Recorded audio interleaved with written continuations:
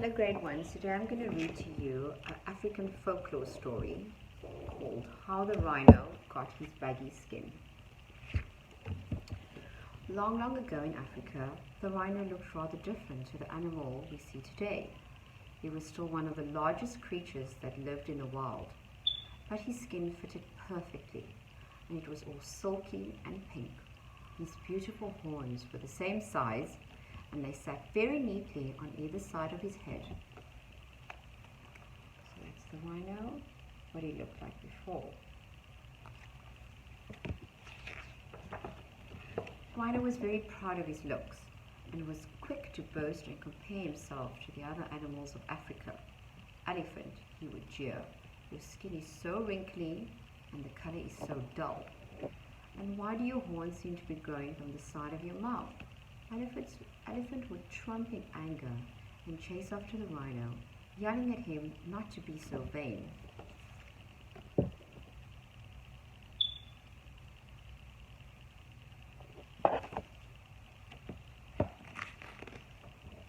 The pompous rhino also mocked Zebra.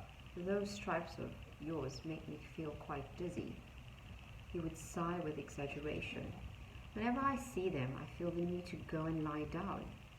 Zebra would snort and stomp his hooves with irritation, but Rhino would just simply laugh and trot away.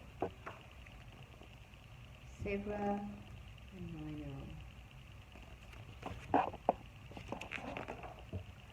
Rhino would even criticize the animals that he was afraid of.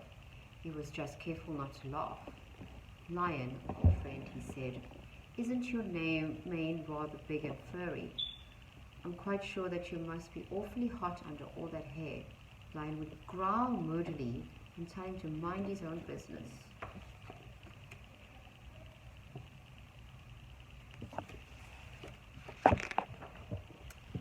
There wasn't a creature in the land that escaped Rhino's hurtful remarks. Giraffe, your neck is far too long. Tortoise, what a cumbersome shell. Baboon, your bottom is naked. Monkey, your long tail is just plain silly. And for those warthog, he would sneer, you must be the ugliest of all the animals in Africa. Oh, that's Rhino, being very rude to all the other animals in Africa.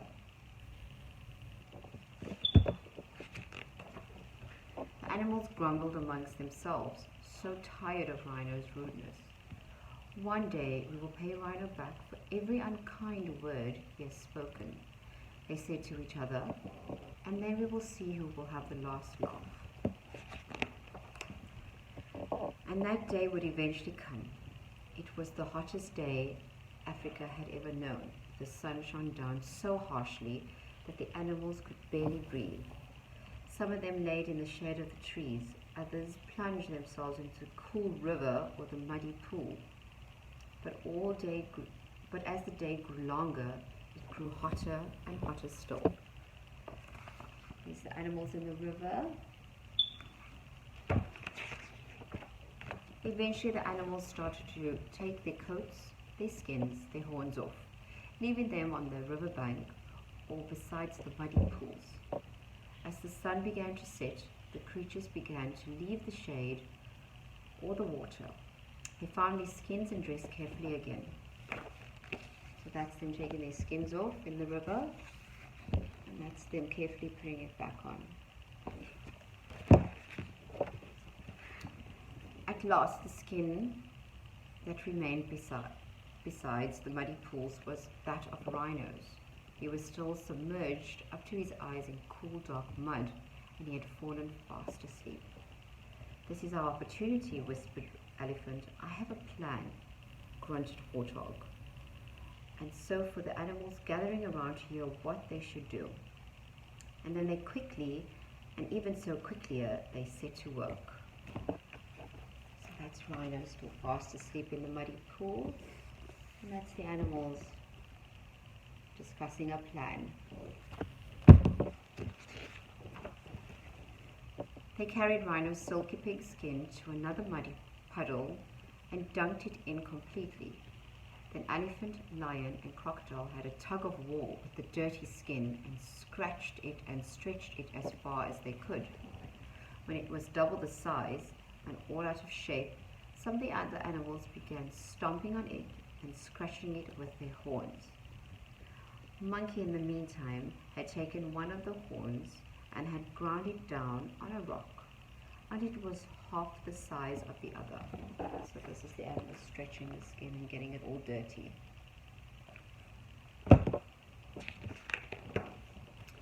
At last Rhino woke up, stumbling out of the pool, his eyes half blinded by the mud. He tried to put his coat back on. "I can't see properly," he complained, "and my skin just doesn't seem to fit right." "Let us help you," offered some of the animals, as they prodded and pulled and fastened the skin around him. So that's the animals helping him put his skin back on.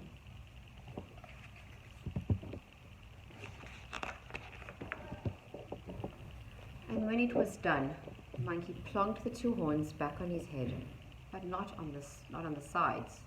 The long one in the middle of his snout and the short one just behind it. Then the animals stood back to see what the Rhino looked like, and what a sight to see. His skin was all grey and scratched, and it hung with baggy folds around his body. And how funny did those two odd horns look in the middle of his forehead.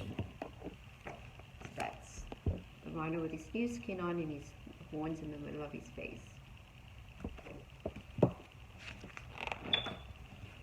The animals laughed and laughed, and Rhino, whose eyesight was still no good, became more and more angry.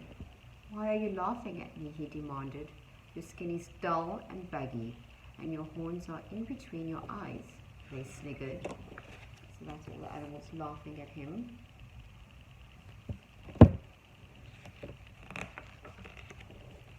Shaking his body, he felt the loose skin around him, and peering at his nose, he could just see the ridiculous position of his horns. He could not contain his humiliation, and he charged at the animals in terrible rage. So that's the Rhino charging at the other animals. Angry Rhino chased him far and wide in his ill-fitted skin, and to this day, Rhino has his baggy grey skin, poor eyesight, and his two odd horns in the middle of his forehead. He's often in a very bad mood and can be seen chasing other animals that annoy him. The end. That's Rhino chasing all the animals that annoys him with his baggy skin.